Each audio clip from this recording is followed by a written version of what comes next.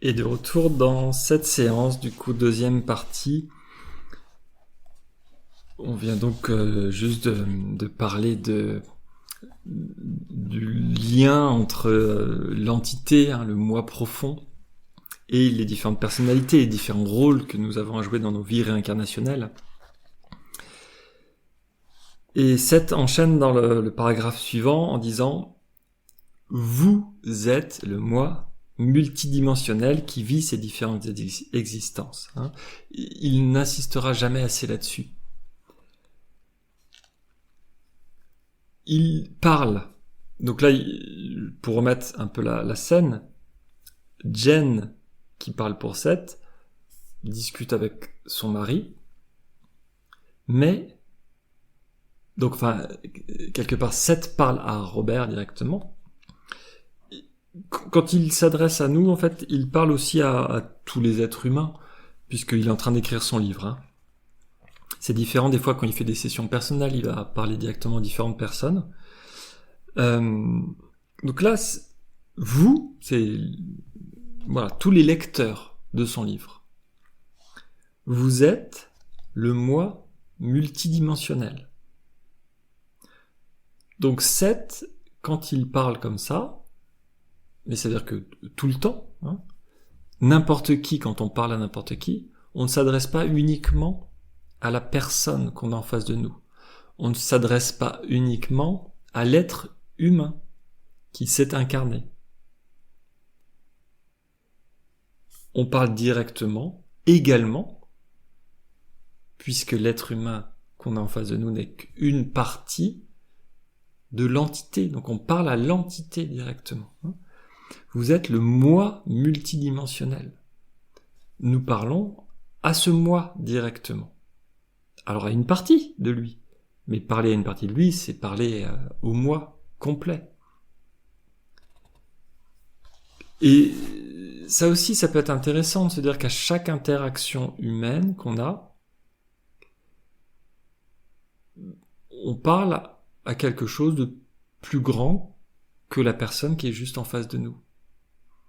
Nous utilisons des éléments plus grands que juste ce qui est physiquement là, présent, visible, et le message va au-delà de ce qui est physiquement présent en face de nous. Donc c'est un dialogue, c'est pour ça qu'il parle de télépathie, c'est un dialogue qui passe d'entité à entité, directement quelque part, ou alors indirectement par les personnalités. Mais on voit qu'il y a quand même donc cette transmission qui est un peu plus large que ce qu'on pourrait imaginer, juste des simples mots qui sont échangés. Non, il y a beaucoup plus d'informations qui doivent passer et qui vont atteindre directement un moi plus grand. Ça c'est aussi intéressant ça, dans le quotidien, vraiment, de se rappeler ça de temps en temps. Donc, un moi multidimensionnel qui vit ces différentes existences, tous les différents rôles des pièces de théâtre, qui crée, surtout. C'est le moi intérieur profond qui crée ces pièces passion, il appelle ça, des pièces passion cosmiques. Je trouve ça amusant pour dire c'est une vie en fait, tout simplement, une pièce passion cosmique. On va créer tout un scénario, c'est un roman en fait, on est en train de créer un roman où on a envie qu'il se passe quelque chose, et on veut que ça nous tienne en haleine depuis la naissance jusqu'à la mort, tout du long. Une pièce passion cosmique, voilà, parce qu'on s'est incarné dans le cosmos, dans un espace physique. Et qui y prend part? On est les deux. Le créateur, on vit dedans et on y prend part. Et à chaque fois, ça nous nourrit. Donc je suis l'écrivain de ma vie. Tout ce qui m'est arrivé, je l'ai choisi. Si je dis je, c'est mon entité. C'est toute cette relation-là qui réinterroge sur la vie, sur ce qu'on expérimente, sur les relations, sur tout ça. Je parlais juste avant la pause de ces éléments-là. Et donc, 7 va dire, mais c'est uniquement parce que vous êtes focalisé sur votre rôle actuel que vous le prenez pour votre être entier. Et non, votre être entier est beaucoup plus grand. C'est une question de focalisation, et ça, Seth, il le dira plusieurs fois.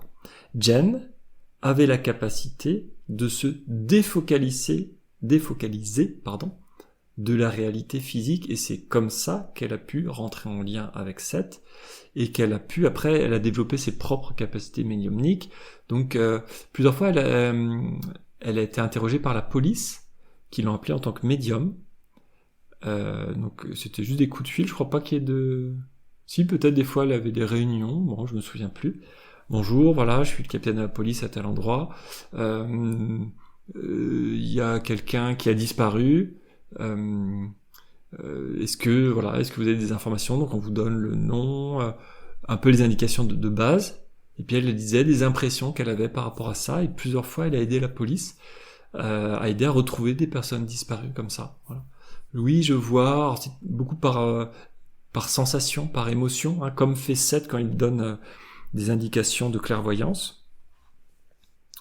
Voilà, un grand hangar, des grandes fenêtres, de la lumière, une sensation d'étouffement. Enfin, voilà, c'est que ce que est en train de vivre la personne, par exemple, ou les choses les plus fortes qui tiennent le plus à cœur, les émotions les plus marquantes. Et ça donne donc très bien cette illustration de cette focalisation, de pouvoir se défocaliser sur elle, ses propres ressentis, pour se focaliser sur des ressentis de quelqu'un d'autre. On lui donne un nom. Et du coup, elle va mettre des mots sur les images qu'elle a, un peu comme si elle était en train de vivre un rêve ou quelque chose comme ça. Et ça a aidé concrètement la police. Donc, c'est-à-dire que c'était... A priori, les informations qu'elle recevait étaient justes.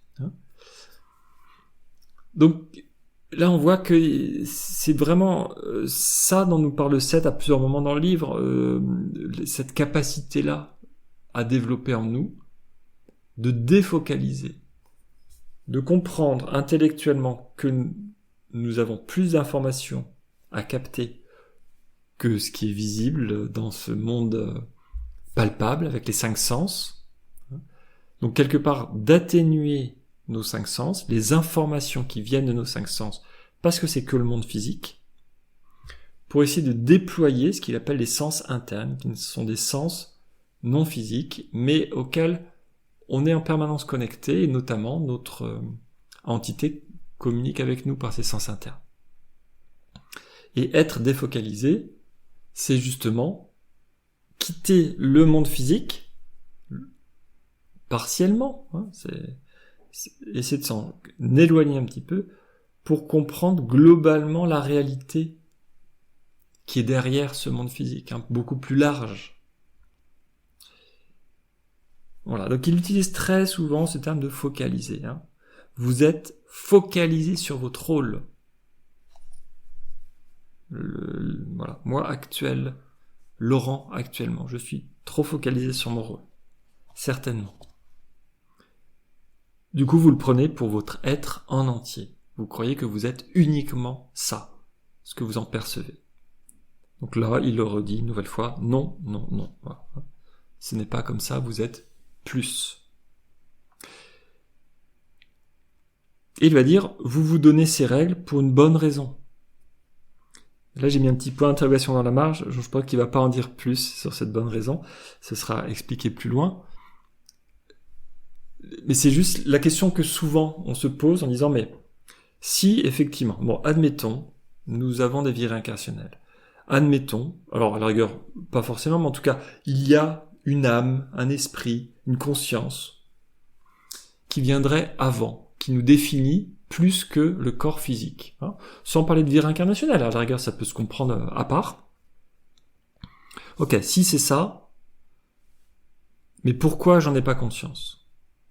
Ça, c'est souvent des discussions que j'ai, des personnes qui me disent, là tu me parles de vie réincarnationnelle, tu me parles d'une entité globale, mais à quoi ça sert de vivre des vies ? Là, Seth, je crois pas qu'il donne de réponse dans ce paragraphe-là. Non. Moi, ce que j'en comprends, aujourd'hui, c'est une première réponse, et je pense que ce sera abordé donc plus tard en détail, c'est qu'on est obligé d'oublier au moment de la naissance tout ce qu'on sait de notre entité, de notre moi global, on est obligé de l'oublier pour être plongé complètement dans son rôle. C'est-à-dire que volontairement, on se focalise pour un temps donné dans cette réalité physique, et que pour y croire, il faut effacer une partie de notre mémoire en tant que personnalité. On a accès à tout, mais ça fait partie des règles. On se met une règle qui dit que on n'a pas accès aux informations au-delà. Et c'est une des expérimentations à faire, notamment de se défocaliser, qui permet petit à petit de retrouver ce lien. La méditation y aide, l'écoute des rêves y aide, l'écoute de son intuition, tout ça, ce sont des outils, à mon avis, précieux qui aident. Seth va proposer des méditations, relaxation, ou exercices. Un peu plus tard dans ce chapitre, on va y arriver au premier exercice. On l'a déjà enregistré, il est sur la chaîne YouTube dans la playlist exercice, relaxation. On vous invite à lire tout le chapitre 4 d'abord avant d'y aller. Donc voilà, je le présenterai dans quelques semaines ou quelques mois. Mais ça fait partie des exercices où Seth nous invite à défocaliser, toujours cette même idée. Et là, il nous dit, voilà, que c'est vous donnez vous-même ces règles, en fait. Il y a une bonne raison pour ça. Comme je viens de vous dire, à mon avis, c'est pour être à fond dans le rôle qu'on est en train de vivre. Mais on se donne ces règles-là d'oublier, de focaliser. On a voulu volontairement être focalisé. C'est nous qui le faisons à la base. Mais ça n'empêche pas, quand on est en train de jouer le rôle, petit à petit, de se défocaliser. Donc, vous êtes, là il vient de dire au début de ce paragraphe, vous êtes un moi global en train d'expérimenter quelque chose et vous pensez, vous, à votre niveau, être seulement ce petit quelque chose. Et comme la conscience est en état de devenir, la conscience est en état de devenir. Ce moi multidimensionnel dont je parle, le moi complet, l'entité, comme il le nomme à d'autres endroits, cette entité n'est pas une structure psychologique complète. Notre entité n'est pas quelque chose de figé. C'est pas achevé, c'est pas défini. J'ouvre une parenthèse à ce niveau-là, parce que Seth, justement, a du mal à utiliser le mot âme. C'est le concept, a priori, le plus proche de ce qui constitue notre moi entier, profond, complet. Mais le mot âme est essentiellement lié aux religions, ou à des courants en tout cas religieux, et induit en général cette notion que l'âme, elle est parfaite. Donc elle est définie, elle est limitée, elle est complète.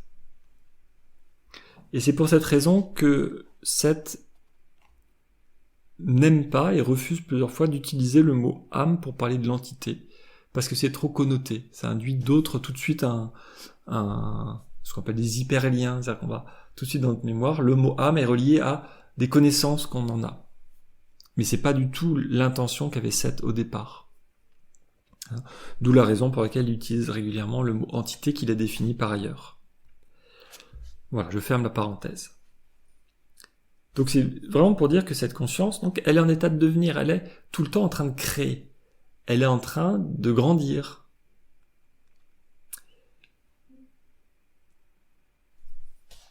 Donc voilà, comme la conscience est en état de devenir, ce moi multidimensionnel dont je parle est lui aussi en état de devenir.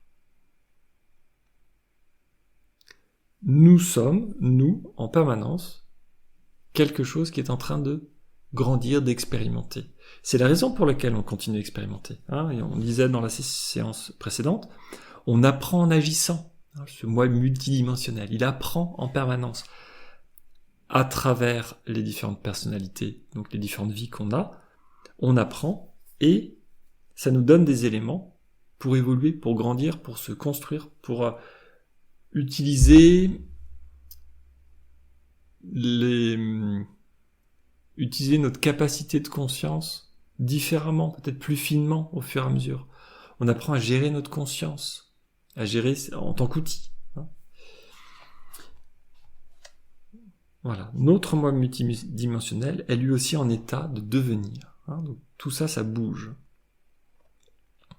Là, je voudrais faire aussi une petite parenthèse par rapport à cette notion. Ça m'a posé très longtemps des questions.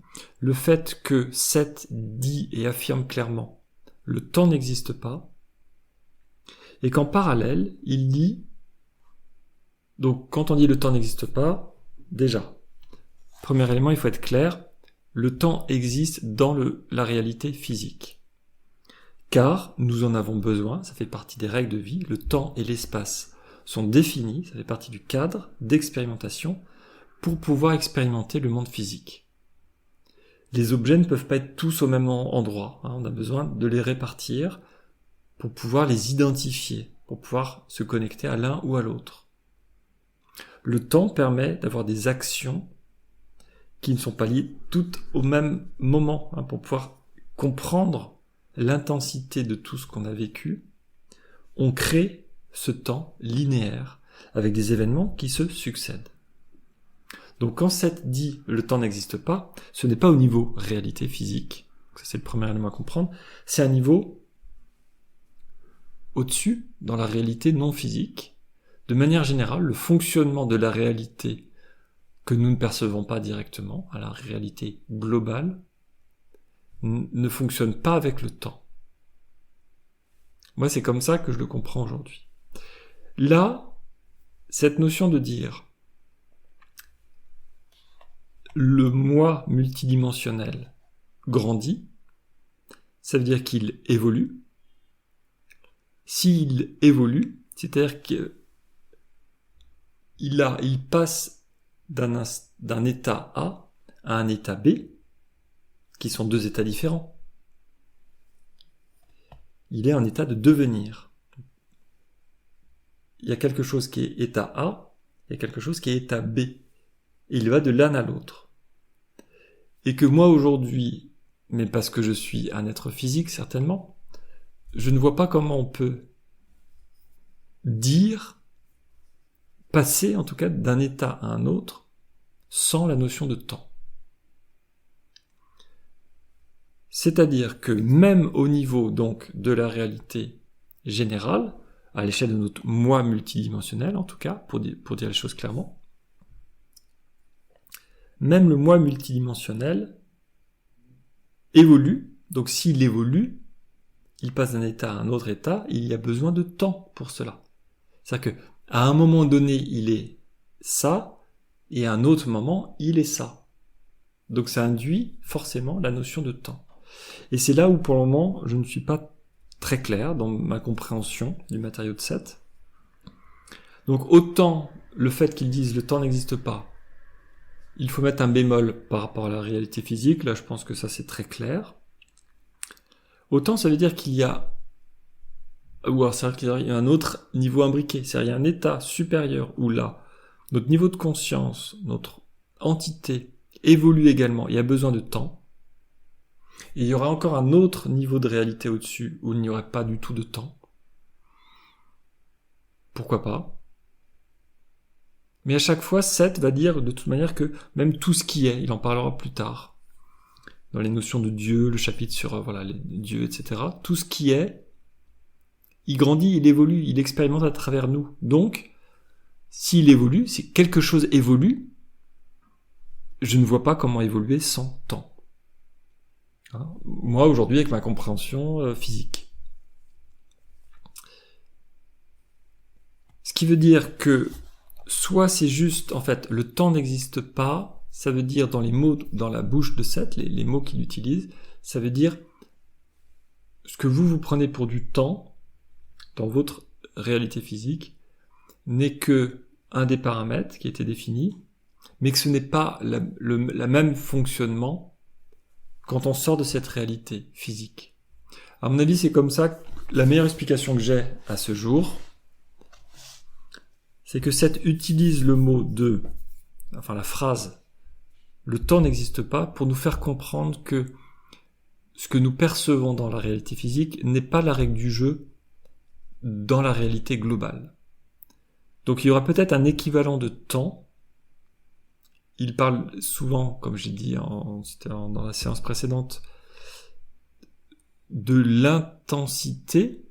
L'intensité serait quelque chose qui mesurerait un équivalent de ce que nous on perçoit comme du temps, mais ce que dans une autre réalité, quelqu'un percevrait comme un relief, par exemple, une montagne, quelque chose de très intense, ce serait un sommet.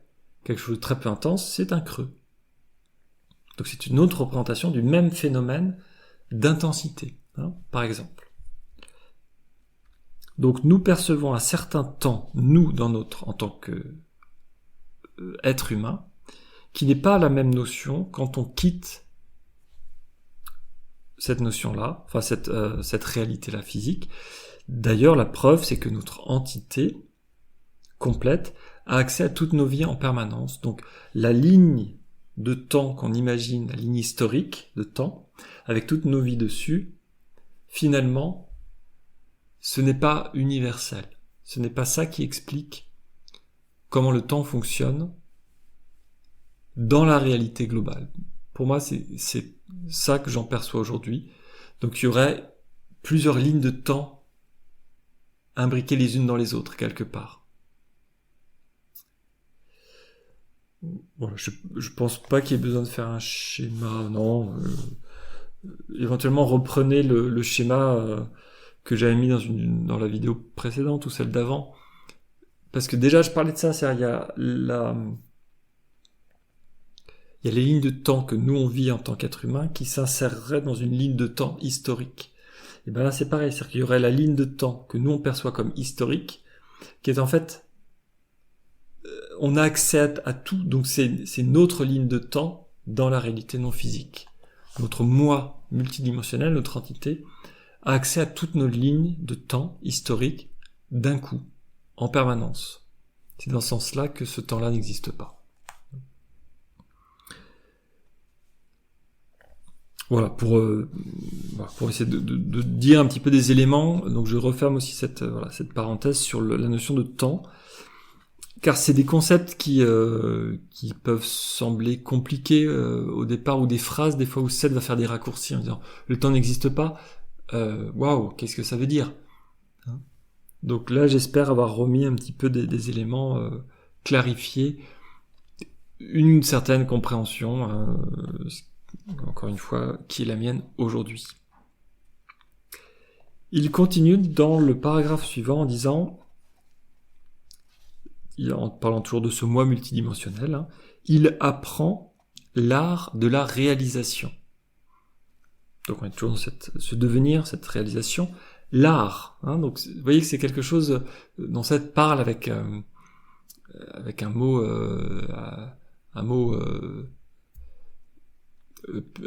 puissant, un mot dire que c'est vraiment quelque chose d'important. C'est pas la création, c'est l'art de la création. Et le but de ce moi multidimensionnel, c'est de gérer cet art, de maîtriser cet art de la réalisation. Donc c'est quelque chose qui a une grande valeur à ses yeux. Il contient des sources infinies de créativité, des possibilités illimitées de développement. Donc, il apprend l'art de la réalisation, il contient des sources infinies de créativité. Donc c'est bien ce que notre moi multidimensionnel, notre moi complet, cherche à développer en permanence, des possibilités illimitées de développement. Mais il lui faut apprendre les moyens de la réalisation. Il lui faut apprendre les moyens de réaliser tout ça. L'art de la réalisation, il est en train de l'apprendre, donc il est obligé, il n'a pas le mode d'emploi, c'est comme nous. On apprend la vie en faisant, eh bien lui, il apprend à réaliser, à créer, en créant. Et plus il crée, plus il développe, il a expérimenté des choses différentes, et donc plus il sait créer certaines choses, mais il continue à pouvoir déployer autre chose. Il lui faut apprendre. Ça fait partie de l'expérimentation de ce moi, et ça explique pour moi le rôle de nos vies multiples. Chacune de nos vies est une petite partie de sa créativité. Et il lui faut donc trouver en lui-même comment amener dans l'existence les créations encore jamais comptées qui sont en lui. Notre moi intérieur a cette... je sais pas si c'est une envie. Je pense que c'est une envie, mais il y a en plus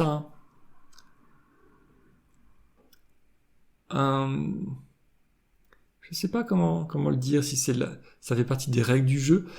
Pas forcément, mais en tout cas, oui, je pense qu'il y a quand même quelque chose de très dans le plaisir, dans la joie de découvrir, de grandir, d'explorer. Donc c'est une curiosité. Il n'y a pas forcément une obligation, parce qu'il pourrait très bien être un peu flemmard, mais il sait, ce moi multidimensionnel sait pourquoi il est en train d'expérimenter. Donc, le fait de savoir pourquoi on expérimente quelque chose rend peut-être encore plus curieux. C'est pour ça que je parle de besoin, de joie, de désir profond d'expérimenter. Il est dans cet apprentissage de création, et plus il crée, plus il a envie de continuer à créer. Mais il doit savoir comment aller vers encore plus de créativité, toujours plus de créativité. Plus il crée de personnalité, plus il expérimente des choses différentes, qui lui donnent encore de nouvelles idées pour expérimenter différemment, etc., etc. C'est amusant cette phrase. Trouver en lui-même comment amener dans l'existence. Mais là, on est très très proche de ce que dit un artiste. Les artistes, ils avaient quelque chose en eux d'inconscient, d'enfoui, et c'est arrivé à travers eux, par leurs mains, par leur voix, par leur art, se met en place, arrive, mais ils ne maîtrisent rien. C'est quelque chose de spontané un peu. Ils sont juste là pour être le médium, la transition, le révélateur d'un inconscient qui existait déjà peut-être avant et qui doit devenir physique. On passe d'une idée à quelque chose de physique. Une fois que c'est physique, on peut le présenter au reste du monde. On peut enregistrer un morceau de musique, on peut montrer un tableau, on peut jouer une pièce de théâtre, on peut la filmer. Voilà, tous les arts peuvent être enregistrés, stockés, diffusés, partagés. Et donc, la créativité devient vivante, visible, partageable, concrète. Et ben c'est exactement ce qui lui arrive à ce moi intérieur, à cette entité. Amener au monde ce qu'il a en lui. Mais donc à un niveau beaucoup plus large. Nous, on expérimente ça chacun à notre échelle, et l'entité expérimente ça à manière de toutes nos vies groupées. Donc on voit que c'est quand même une expérimentation beaucoup plus large. Le moi multidimensionnel crée donc une grande variété de conditions dans lesquelles fonctionner. Puisque il a besoin d'expérimenter plein de fonctionnements, et ben il crée des variétés de conditions pour fonctionner. Il se donne des défis et rencontre parfois l'échec, selon vos termes. L'entité expérimente et elle se défie elle-même. Tiens, je vais tester ça, je vais expérimenter ça. C'est ça qui nous paraît des fois complètement exubérant dans l'expérimentation qu'on fait, nous, à notre échelle de notre vie. Il y a des choses, on dirait, waouh, ça m'arrive, mais on le mettrait dans un livre ou ce serait un film, on n'y croirait pas, c'est trop gros comme scénario, c'est trop improbable. Pourquoi c'est improbable ? Parce que l'entité continue à déployer son imagination pour créer plein de fonctionnements différents, plein de conditions différentes. Il se donne des défis et rencontre parfois l'échec, selon vos termes. Du moins, précise 7, au début. Il rencontre parfois l'échec, du moins au début, parce qu'il doit d'abord créer les conditions qui feront surgir ces créations nouvelles. Donc il peut tâtonner à créer quelque chose, mais comme au début, il teste, en fait, il peut avoir une idée en tête de ce qu'il veut réaliser au final, mais comme un artiste qui veut, par exemple, un potier qui va avoir une forme très précise d'un vase, je sais pas. Waouh, ah ouais, je sais exactement la forme que je vais lui donner. Il l'a vu en rêve, il l'a vu en intuition, il l'a dessiné, il l'imagine. Mais concrètement, il y a un problème technique qui fait que pour le moment, ce n'est pas réalisable et que s'il le fait, c'est trop fragile, ça va se casser. Quand ça cuit au four, il y a quelque chose, il y a une bulle d'air qui va... le processus de fabrication reste encore à inventer. Est-ce qu'il faut utiliser un autre matériau? Est-ce qu'il faut cuire à plus basse température? Est-ce qu'il faut changer les conditions de création?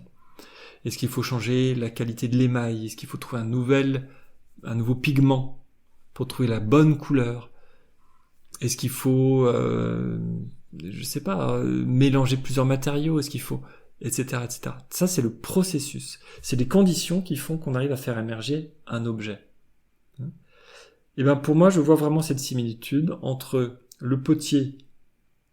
C'est un exemple, il y a plein d'autres exemples, tous les artistes en ont en tête. Comment faire advenir la quintessence de ce que j'ai en tête? Je vois déjà, j'imagine le résultat.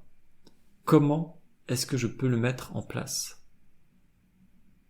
Là, j'ai une autre image qui viendrait, un magicien qui a un tour de magie sur scène. Je veux faire voler une voiture sur scène. Voilà, j'arrive en voiture et après la voiture s'envole. Bon, voilà. Il est à son image, il sait ce qu'il veut faire. Ce qui compte après, c'est le comment, dans cette réalité physique, avec le cadre, les règles qui sont fixées. Est-ce qu'on peut enfreindre cette règle pour réussir à mettre en place ce qu'on veut faire? Ou est-ce qu'on reste dans les règles et on utilise toutes les règles mais plus finement?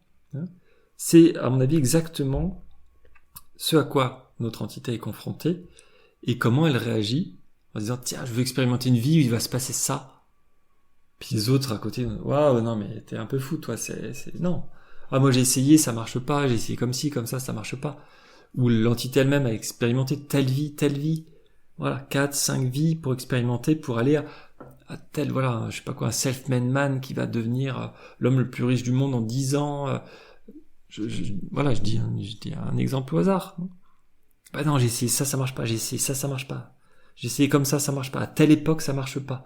Et si t'essayes plus tard, et plus tôt, et à telle époque, etc., telle condition, dans tel pays, en lui donnant telle capacité, il va devenir riche parce qu'il va être connu de telle manière, ou devenir riche parce que il va déployer tel objet qui devient incontournable.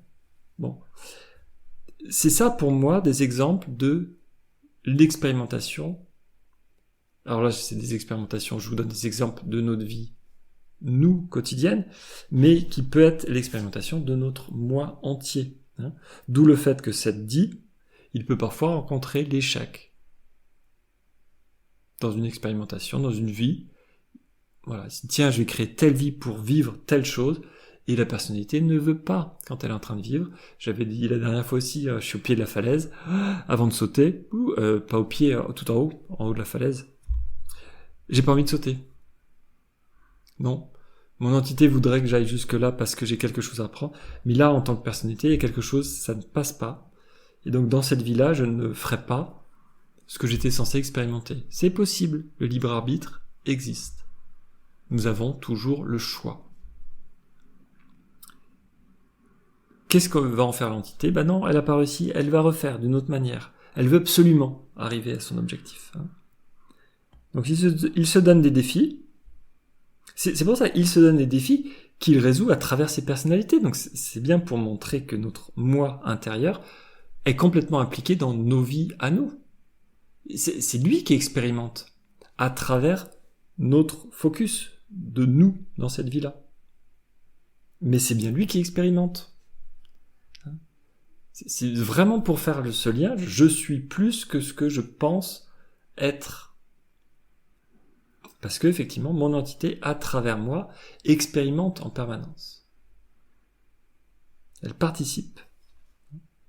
Donc, s'il se donne des défis, rencontre parfois des échecs, du moins au début, car elle doit d'abord créer différentes conditions qui feront surgir des créations nouvelles. On crée des conditions, ça crée quelque chose de nouveau, et à partir de là, peut-être que d'autres personnes, il a réussi à faire ça, donc je vais aller plus loin, je vais recréer. Et ça, au moment où on crée quelque chose, on ne sait pas comment ça va être réutilisé par nous ou par d'autres pour la suite. Nous n'avons pas conscience de toutes les conséquences de nos réalisations, de nos créations, de nos inventions. Comment c'est réutilisé plus tard par quelqu'un d'autre, etc.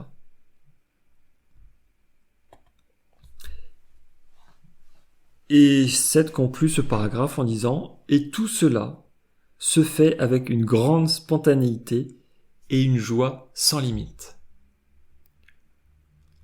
C'est Seth qui avait dit déjà vous prenez la vie trop au sérieux et vous ne prenez pas, et en même temps vous ne prenez pas le jeu je sais plus quoi, avec assez de légèreté ou je sais plus quoi.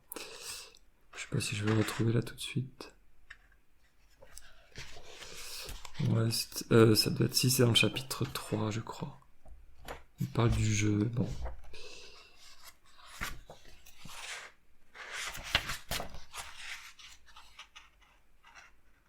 C'était plutôt au début, ça je dois le retrouver facilement. Voilà, d'un côté, vous prenez la vie trop au sérieux, et de l'autre, vous ne prenez pas le jeu assez sérieusement. Voilà. Le jeu est quelque chose de sérieux pour Seth, dans le sens où ça reste ludique, hein, mais le jeu est un vrai terrain d'expérimentation. Donc le jeu a toute sa puissance créatrice, permet d'être dans la création. Et c'est toujours cette joie-là qu'il essaie de partager. Hein. Plusieurs fois, il va dire, mais je suis une conscience extrêmement vieille, qui n'est pas physique, et pourtant, à travers Jen, il va faire des blagues, il fait sourire les gens, il montre une grande vitalité. Il dit, mais la vitalité ne dépend pas du corps physique. La joie de vivre ne dépend pas de cette réalité physique, ne dépend pas d'un corps. Parce que sinon, moi, qui je suis? Vous voyez bien que je suis très vivant, très joyeux, très... il parle souvent par des petites blagues, des allusions. Il essaie de rajouter des tournures de phrases pour alléger la manière dont il présente son matériau. Voilà, donc tout cela se fait avec une grande spontanéité, bien sûr, hein, c'est ce qu'il expérimente en permanence, c'est ce qu'il nous explique, et une joie sans limite. Toutes ces expérimentations, à l'échelle des entités, de nos entités multiples, se fait avec une joie spontanée, énorme. Paragraphe suivant, il va dire que vous créez donc beaucoup plus d'environnement que vous ne le supposez. D'ailleurs, chaque acteur focalisé sur sa pièce et en train de jouer son rôle dispose d'une ligne de conduite intérieure. Alors je ne vois pas forcément le lien entre les deux phrases. Vous créez donc beaucoup plus d'environnement que vous ne le supposez. Si, parce que la création induit, c'est le lien, je pense, que j'expliquais dans le début de cette séance. Il y a une communication entre notre entité et chacune des personnalités. Hein, donc chacune, il y a cette communication. Donc vous créez beaucoup plus d'environnement que vous ne le supposez. L'entité crée beaucoup plus de choses. Donc en fait, dit autrement, nous avons une infinie de vie réincarnationnelle. C'est pas seulement 2, 3, 4, 10. A priori, c'est beaucoup, beaucoup, beaucoup plus. Vous créez donc beaucoup plus d'environnements. Les environnements, c'est nos différentes vies, nos différentes expériences, que vous ne le supposez. Chaque acteur focalisé sur sa pièce et en train de jouer son rôle dispose d'une ligne de conduite intérieure, parce qu'il y a ce lien, moi c'est comme ça que je fais le lien en tout cas entre ces deux phrases. Il y a cette grande expérience, et en même temps il y a un lien uni, puisque nous sommes reliés à notre entité, qui expérimente à travers nous, j'ai déjà dit sous plein de formes. Donc il y a ce point commun. Toute notre vie ont ce point commun de l'entité, et comme cette entité a la conscience des autres vies qu'on est en train de vivre, chaque vie est reliée aux autres vies. Chaque personnalité peut avoir des éléments dans sa connaissance des autres vies. Ça dialogue en permanence. Chacun des acteurs, il dit donc, n'est pas abandonné au sein d'une pièce de sa création qu'il ne se rappelle pas avoir créée. On n'est pas envoyé tel quel. C'est ce qu'on peut penser au départ si on ne fait pas attention. Si on reste juste dans un monde physique strict, qu'on dit les rêves, ça n'existe pas, bon, c'est le cerveau qui pète un câble. Voilà, c'est quoi l'explication des rêves? Ah bah oui, c'est la manière d'enregistrer, la manière de mémoriser. On revisite des événements de notre journée, bon. En partie, effectivement, c'est ce qui se passe. Donc on peut en déduire que tous les rêves sont comme ça, mais c'est pas le cas, nous dit Seth. Les intuitions, ah bah oui, mais c'est... Non, écoutez pas vos intuitions, c'est rien de concret, c'est rien de palpable. Voilà, la créativité, ouais, non mais les artistes, faut pas trop les écouter, bon. Si on reste juste sur une vie physique, ce qu'on en perçoit, on peut se sentir abandonné. C'est-à-dire que, du coup, on n'a aucune explication. C'est quoi la vie? C'est juste, je suis né de mes parents, ni plus ni moins. J'ai pas choisi de naître. Je n'ai qu'une vie. Oh, je suis malade, c'est pas de bol, regarde ce qui me tombe dessus. Et puis je meurs. Et je ne maîtrise rien. Donc Seth dit effectivement l'inverse, il n'est donc pas abandonné, ce personnage dans sa pièce, au sein d'une pièce qui est pourtant de sa création, qu'il ne se rappelle pas avoir créée. Non. Il dit le savoir et la connaissance lui parviennent par le biais de ce que j'appelle les sens internes. En permanence, l'entité communique avec chacune des personnalités et lui envoie par les sens internes des informations, le savoir et la connaissance. Donc quelque chose qui vient d'une réalité plus large, plus grande, nous est envoyé en permanence, nous parviennent par le biais de ce que Seth définit. C'est sa définition propre. Je ne l'ai pas lu ailleurs, je ne la connais pas. Voilà. Ce n'est que Seth qui parle des sens internes, à ma connaissance, et il va déployer ça de différentes manières, d'où l'exercice que j'ai enregistré par ailleurs, et qui est sur les sens internes, d'essayer de se connecter à ces sens internes. Voilà. Donc c'est le biais par lequel l'entité envoie des informations à la personnalité.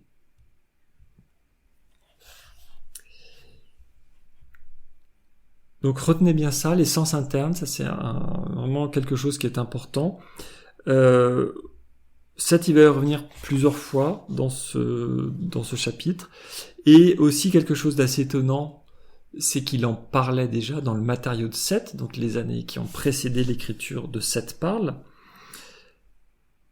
mais il n'a pas forcément tout redit ensuite dans Seth parle. Il redira certains éléments, il va continuer à produire des éléments, mais c'est, à mes yeux, une raison de plus de vous amener à lire le matériau de Seth, ou même peut-être de retrouver sur des sessions particulières, tout ce qu'on appelle les early sessions, donc les 510 premières sessions avant ce livre Seth parle, donc qui étaient soit des sessions simplement données à Jen et Robert, soit des sessions particulières pour des personnes qui en avaient besoin, comme j'ai expliqué. Toutes ces sessions-là sont notées et répertoriées par Robert, et dedans il y a des contenus vraiment parfois uniques et passionnants. Et Les early sessions ne sont pas traduites en tant que telles en français. Elles sont sorties longtemps, il me semble, après la mort de Jen. Robert a continué à compiler, il y avait encore assez de contenu pour faire plusieurs livres. Après, il a sorti, je crois, les early sessions. Après, il y a les sessions privées aussi, private session, il me semble que c'est le nom.